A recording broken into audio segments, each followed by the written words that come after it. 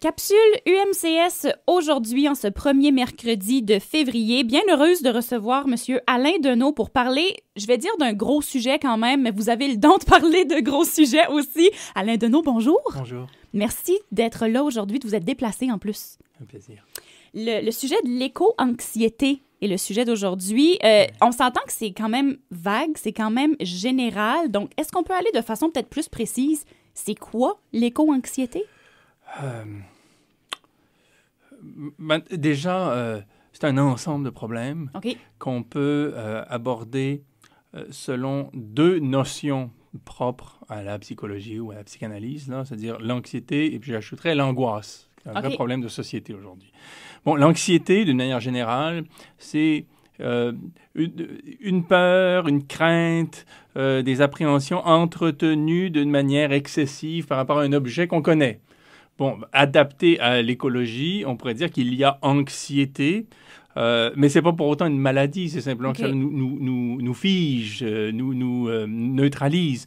Hein, il pourrait y avoir anxiété lorsque on habite sur une rive et que l'on craint l'érosion de la côte au point où notre maison va se trouver emportée par les vagues et qu'on y pense jour et nuit et que ça nous paralyse. Bon, ça serait de l'anxiété. Pourquoi? Parce qu'on a peur de quelque chose.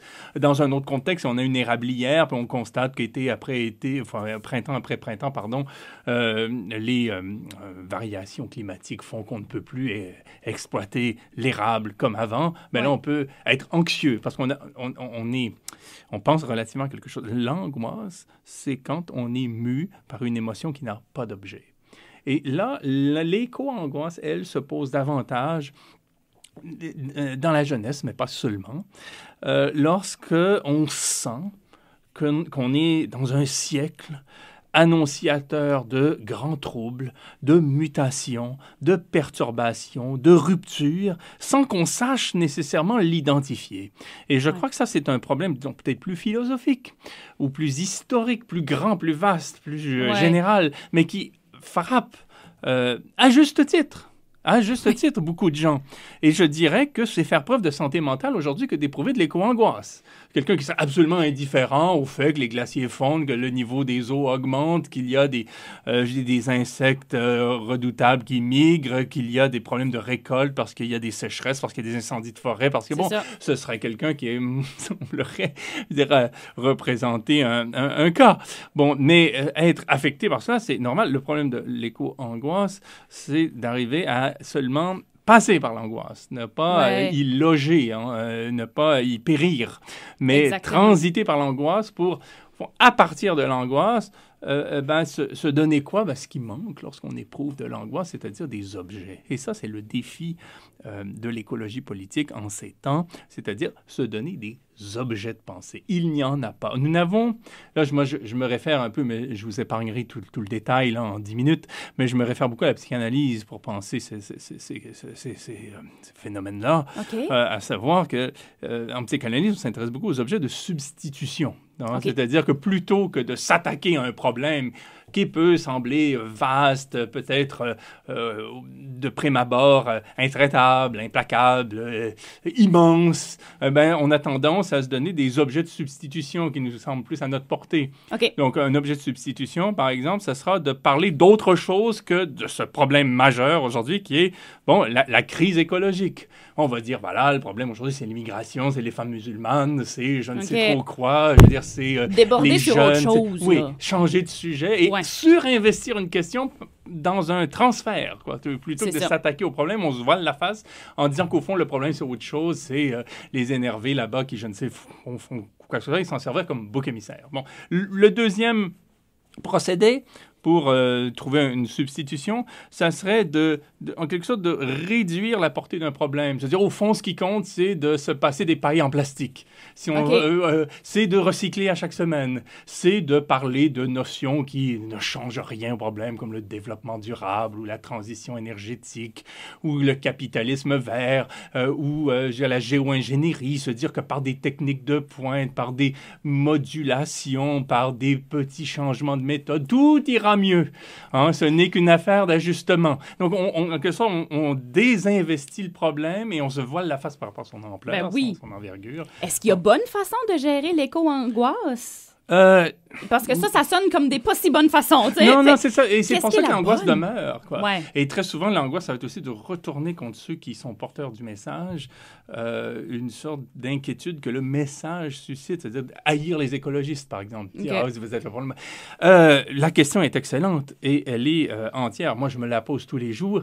Je ne suis pas ici pour vous faire croire qu'il y en a une. Et l'angoisse consiste en un moteur pour se donner un objet. Mais un objet pas dupe. Un objet qui ne soit pas juste un objet facile qu'on se donne comme ça, d'une manière substitutive, en pensant comme ça régler le problème de coup de cuillère à peau, là, en se disant, voilà, je vais signer une pétition, puis je vais envoyer ça à mon député, puis tout ira bien. C'est pas ça. C'est être capable de se mesurer au problème en... Oui, élaborant ce que j'appelle des objets, c'est des projets, si vous voulez, des thèmes, éventuellement des initiatives, quoi, qui nous semblent aller dans la bonne direction, même si le défi est immense. Hein. On est dans une situation qui est inouïe aujourd'hui. C'est ça le problème. Ouais. Bon, et moi, je m'en donne, et qui me semble important, c'est par exemple la notion de biorégion. La notion de biorégion, c'est une façon de ramener la politique à une échelle régionale en ancrant la pensée sociale dans le vivant.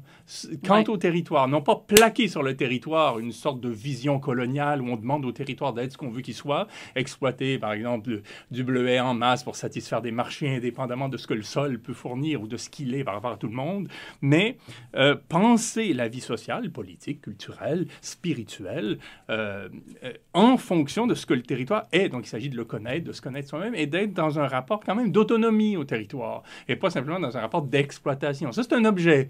Et du moment qu'on est capable de penser en termes d'objet, on sort de l'angoisse. Cette énergie envahissante de l'angoisse qui nous trouble, qui nous neutralise et qui nous mine, finit par être au service de quelque chose qui se nomme et qui a une forme et qui a un nom et qui peut fédérer des esprits, puis créer de l'amitié, puis créer de la politique, quoi. Bon, ça serait ça. Dans les dernières chroniques, il y a eu une chronique j'y reviens souvent à celle-là parce qu'elle était vraiment intéressante. Ça disait qu'il faut connaître son environnement pour mieux pouvoir le gérer, pour mieux pouvoir en prendre soin. Mais ça revient un peu à ça. Si on connaît où on est, qu'est-ce que ça signifie, comment en prendre soin, on peut faire plus. C'est une composante. Et connaître, qu'est-ce que ça veut dire? Est-ce que ça veut simplement dire connaître du point de vue des sciences officielles, la biologie officielle, la géographie officielle? Certainement, mais pas seulement. Il y a des savoirs aussi, des savoirs populaires qu'un philosophe et un historien des sciences comme Dominique Pestre nous invite à redécouvrir. Ce sont des savoirs de l'expérience, des savoirs du vivant, du savoir qui sont pas toujours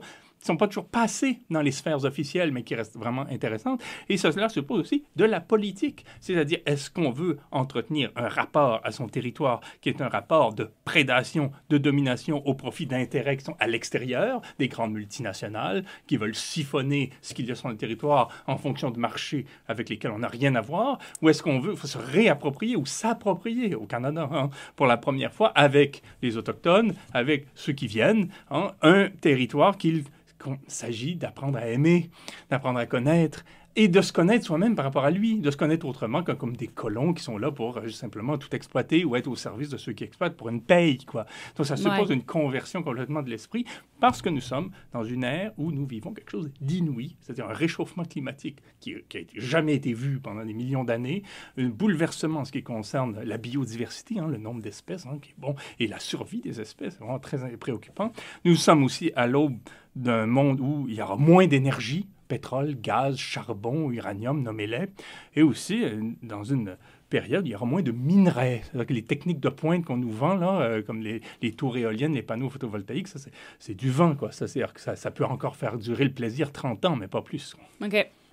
Donc, j'aime l'honnêteté d'aujourd'hui. J'aime il y a l'éco-anxiété et l'éco-angoisse, puis je n'ai pas la réponse pour vous dire voici comment vous devriez gérer ça. Je me pose la question moi-même. J'aime bien cette honnêteté. Et on a des hypothèses pour avancer. Ce qui est important, c'est que les objets qu'on se donne soient à la mesure du problème pour pas qu'on retombe dans l'angoisse. Parce que si vous donnez un problème, une solution trop facile, on va bien sentir qu'elle ne fait pas le poids. Développement durable, ça suffit pas à se mesurer aux enjeux du temps, là. Donc, on peut pas vivre avec ça parce qu'on va tomber dans l'angoisse. Donc, il faut se donner un objet qui qui est encore en train de se faire, et l'énergie de l'emploi, si vous voulez, va se placer au service de cet objet qu'on élabore. C'est encore correct, par exemple, d'avoir la grosse fierté de savoir que personnellement, on fait tout ce qu'on peut. Il doit avoir quand même une belle fierté qui est responsable, qui est raisonnable, de se dire, je sais que chez nous, je recycle à 100%, je sais que moi, mon empreinte carbone est aussi petite qu'elle peut être. Ça peut amener un certain réconfort qui est normal. Oui, si on veut, c'est une série d'objets qui sont insuffisants, une série de pratiques qui sont insuffisantes. Et pour sortir de cette insuffisance-là, il faut passer du je au nous. Et là, il faut comprendre que la solution est nécessairement politique, c'est-à-dire une organisation collective de formes de projets qui nous regardent et qui ne regardent pas simplement des puissants qui nous exploitent. Extraordinaire. Merci, M. Alain Deneau. Merci énormément pour la jasette d'aujourd'hui. Merci.